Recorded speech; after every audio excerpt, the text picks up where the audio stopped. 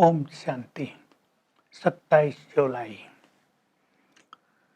शुरुआत ही बहुत सुंदर है। तुम बेहद के बाप के सम्मुख बैठे हो, भगवान के सम्मुख, और वे तुम्हें राय दे रहे हैं सदा सुखी बनाने के लिए। वही गाइड और लिबरेटर है। तुम्हें इस दुखों की दुनिया से छुड़ाकर हेवन में ले जाते हैं, तुम्हें स्वर्ग का मालिक बना देते हैं। ये दुनिया तो बहुत गंदी हो गई है, मारकाट है, स्त्री पति को मार देती है, बाप बच्चों को, बच्चे देखते हैं बाप पैसा नहीं दे रहा है उसको मार डालते हैं। क्या क्या हो रहा है। बाबा तुम्हारे लिए स्वर्ग रच रहा है, तुम्हें स्वर्ग में ले जाता है। कहता है बच्चे, तुमने मुझे बुलाया था पतित पावन आओ, हमें पावन बनाओ। ये नहीं कहा था विश्व के मालिक बनाओ। मैं तो तुम्हें पावन भी बनाता हूँ, विश्व का मालिक भी बनाता हूँ। कई बच्चे पूछते हैं आत्मा समझ, परमात्मा को कैसे याद करें, कैसे उन्हें देखें। बाबा कहते हैं आत्मा और परमात्मा दोनों ही अति सूक्ष्म है, उन्हें देखने की बात नहीं, जानने की बात है। तुमने शास्त्रों के अनुसार कुछ भी जाना नहीं। अब बाबा सिखाते हैं आत्मा कितनी सूक्ष्म है, कैसे उसमें 84 जन्मों का पार्ट भरा हुआ है। तुम सब एक्टर हो, अपना अपना पार्ट बजा रहे हो। तुम मेरे से बुद्धि योग लगाओ तो तुम्हारे विकर्म विनाश हो, तुम पावन बन जाओ और लक्ष्मी नारायण की डायनेस्टी में चले जाओ। ये भारत देवभूमि था, सबसे महान था, इसकी महिमा बहुत ज़्यादा है। सबसे ज़्यादा साहूकार था, क्रिश्चियन लोग सब कोई लूट कर ले गए। पहले अनाज भी भारत से बाहर जाता था, अब जो ले गए उसको उधार करके वापस दे रहे हैं। भारत को बाबा फिर से भरपूर कर रहा है। इसलिए श्री कृष्ण के मुख में मक्खन दिखाते हैं, क्योंकि ये दोनों क्रिश्चियंस लड़ेंगे और मक्खन मिल जाएगा तुम्हें। सारा विश्व श्री कृष्ण के हाथ में आ जाएगा। श्री लक्ष्मी नारायण का राज होगा, उनके राज में सब कुछ भरपूर होगा। वहाँ पैसे के लिए कोई पाप नहीं करेगा, क्योंकि अथाह धन संपदा होगी। प्रजा के पास भी, दास दासियों के पास भी बहुत ज्यादा धन संपदा होगी। वहाँ लक्ष्मी नारायण को वजीर रखने की जरूरत नहीं। बाबा हमेशा ही एक बहुत अच्छी बात कहते हैं, जो सर्वश्रेष्ठ देवी देवता हैं, जिनको तुम भगवान भगवती कहते हो, क्या वो किसी वजीर से राय लेंगे? नो, वे स्वयं ही बहुत बुद्धिमान हैं। अब बाबा तुम्हें बहुत स्वच्छ बुद्धि बना रहे हैं। तुम्हें बहुत ध्यान देना है अपनी स्थिति पर। कोई कुमार ज्ञान में चलता है, वो कहता है मैं शादी नहीं करूंगा, तो घर वाले कितना विघन डालते हैं। गीता में पढ़ते रहते हैं काम महाशत्रु है। विषय विकारों को जीतो, खुद गाते रहते हैं विषय विकार मिटाओ, पाप हरो, हे भगवान हमारे पाप हरो। पर अगर बच्चा कहता है मुझे विषय विकारों में नहीं जाना, तो विघन डालते हैं। बाबा आकर जब यज्ञ रचते हैं तो कितने विघन डालते हैं लोग, इस काम विकार के कारण, इस पवित्रता की धारणा के कारण। बाबा कह रहे जैसे तुम अपने अपने देह में अवतरित हुई हो, मैं भी परम धाम से इस ब्रह्मा के तन में अवतरित हुआ हूँ, भारत को फिर से हेवन बनाने के लिए, तुम्हें फिर से पूज्य बनाने के लिए। मैं देवता नहीं बनता, मेरी डबल पूजा नहीं होती, मेरी सिंगल पूजा होती है शिवलिंग की।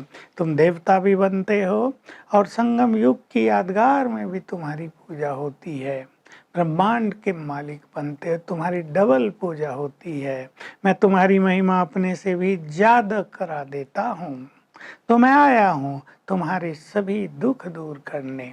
तुम्हें इस समय अपने पर स्वयं रहम करना है। मैंने तो रहम कर दिया, क्या? तुम्हें पढ़ा रहा हूँ, तुम्हें गाइड कर रहा हूँ, तुम्हें श्रीमत दे रहा हूँ, तुम कैसे अच्छे कर्म करो। अब तुमसे कोई भी पाप कर्म नहीं होना चाहिए, लेकिन अब तुम्हें रहम करना है स्वयं स्वयं पर। बाबा हमें महान बनाते हैं। ये नहीं हम भगवान से रहम मांगते रहें, हम अपने पर रहम करके इतना महान बना दें कि हमें किससे रहम मांगना ही ना पड़े। तो बाबा कह रहे अपना टाइम वेस्ट न करो, कर्मों में भी कर्म करते हुए बुद्धि मेरे से लगाओ। जैसे स्त्री पुरुष आपस में प्यार रहता है तो काम काज करते भी एक दूसरे की याद रहती है ना, ऐसे ही मेरी याद रहे तो तुम्हारे विकर्म विनाश होते रहेंगे। तुम्हें सवेरे सवेरे उठकर श्रेष्ठ पुरुषार्थ करना है। ये बहुत सुंदर टाइम है। बाबा से मीठी मीठी बातें करो, योग लगाओ, एकांत में स्वचिंतन करो तो तुम्हारी बहुत उन्नति होती जाएगी। बाबा कह रहे जो पास विद ऑनर होने वाली आत्माएं हैं वो ऐसा श्रेष्ठ पुरुषार्थ अवश्य करेंगे। वो अलबेले नहीं होंगे, वो टाइम वेस्ट नहीं करेंगे, सदा योग युक्त रहेंगे, लक्ष्मी नारायण बनेंगे। एक लक्ष्मी नारायण नहीं होता, बाबा ये रोज सुनाते हमें। उनकी डिनास्टी चलती है, राजवंश चलता है, एक के बाद दूसरा गद्दी पर बैठता है, दूसरे के बाद तीसरा बैठता है। भले यश रतन है उनकी 8 गद्दियां चलेंगी, लेकिन पूरे सतयुग में 108 जो आत्माएं हैं वो राज करेंगी, स्टेट भी बन जाएंगे, उनके भी राजा महाराजा होंगे और जो केंद्र होगा उसमें भी होंगे। तो बाबा हम सभी को श्रेष्ठ कर्म करने की प्रेरणा देते हैं, बहुत श्रेष्ठ पुरुषार्थ करने की प्रेरणा देते हैं और कह रहे हैं तुम्हें पतित से पावन बनना है तो इस काम महाशत्रु को तो जीतना ही होगा और तुम्हें सेवा भी बहुत करनी है। Charity begins at home.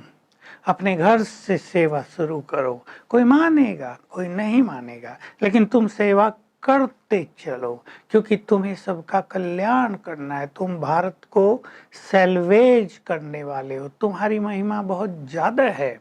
Bharat की महिमा है, बाप की महिमा है, तो तुम्हारी महिमा बहुत ज्यादा है। तुम सबके दुख दूर करते हो। वरदान में बाबा कह रहे 1 सेकंड के अभ्यास के द्वारा तुम अपनी तकदीर को महान बना सकते हो। और वो सेकंड का अभ्यास है विस्तार को सेकंड में समेट कर बीज रूप हो जाना। बाबा ऑर्डर दे सेकंड में बीज रूप स्थिति में स्थित हो जाओ तो देर नहीं लगेगी। यही चाबी बाबा ने सबको दी है श्रेष्ठ तकदीर बनाने की। ऐसा अभ्यास करो, सेकंड में सब कुछ समेट के बीज रूप हो जाएं। स्लोगन है वायुमंडल को डबल सेवा के द्वारा पावरफुल बनाओ तो प्रकृति दासी बन जाएगी। डबल सेवा माना वाचा और मनसा की। जब दोनों स्थिति श्रेष्ठ होंगी तो वायुमंडल पावरफुल बनेगा और प्रकृति हमें सब कुछ देती रहेगी।